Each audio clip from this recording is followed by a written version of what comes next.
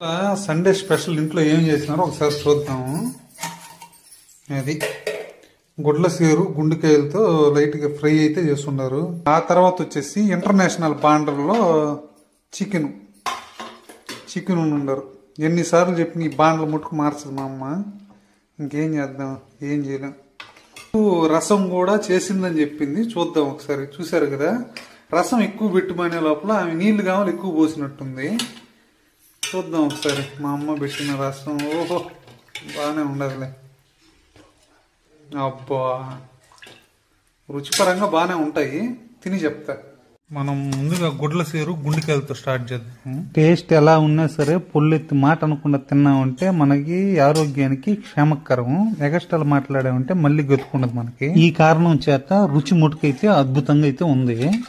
అమ్మ పెట్టినటువంటి అపురూపమైన రసం ఇది. అబ్బా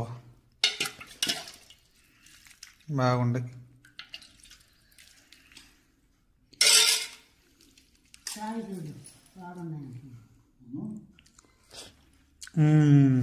అద్భుతంగా ఉండే.